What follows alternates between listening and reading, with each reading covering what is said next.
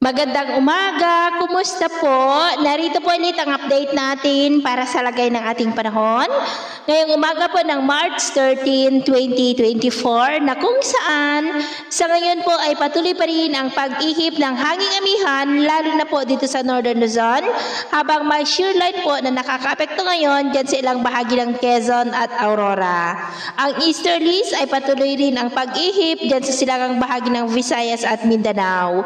At sa ating long range forecast ay wala pa rin pong bagyo na nakikita na tatawid dito po sa ating bansa hanggang sa susunod na 2 linggo, pero hindi pa rin po inaalis ang posibilidad na may isang sama ng panahon na mabubuo at papasok lalapit dito sa ating bansa at ang development nitong ating babantayan kung matutuloy po iyan o hindi. At sa lagay ng ating panahon, ngayong madaling araw ay maayos pa rin ang panahon sa malaking bahagi ng ating bansa, pero dahil sa amihan ay may mga isolated rains dito po sa ilang bahagi ng Cagayan, Isabela at Apayao. At dahil naman po sa shear line ay may mga isolated rains sa ilang bahagi ng Aurora, Quezon, Marinduque, Oriental Mindoro at Bataan. At dahil naman po sa easterlies ay may mga isolated rains po sa ilang bahagi ng Aklan, Capiz, Cebu, Bohol, Dinagat Island, Tandag at Bislig, Surigao del Sur, maging po sa ilang bahagi ng Basilan. At mamaya ay sisikat po ang araw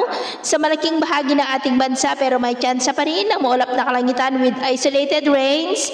Dito pa rin po sa ilang bahagi ng Cagayan Valley, ilang bahagi ng Cordillera, Quezon, Bulacan, ilang bahagi po ng Caraga, Davao Region, Sultan, Kudarat, Zamboanga at Basilan. At mamayang hapon ay posible pa rin ang maulap na kalangitan with isolated rains sa ilang bahagi po ng Luzon at Mindanao. At sa atin naman pong mga baybayin, dahil po sa amihan ay maalon po sa mga baybayin ng Ilocos Norte, lalo na po dyan sa may Bangi at Pagudpod, maging po sa Cagayan Seaboard, Babuyan Island Seaboard, Batanes, Isabela Seaboard, Aurora at Quezon Seaboard.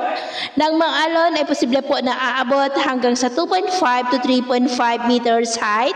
Kaya iwasan po muna natin ang papalaot dyan po sa mga may kulay pula para mas makaiwas sa mga sakunang pangkaragatan. So, yun po muna ang latest update natin sa araw na ito. At ako pumuli si James na nagsasabing sa kahit na pagsubok po na darating sa ating buhay, huwag na huwag po tayong mawawalan ng pag-asa. Thank you and God bless.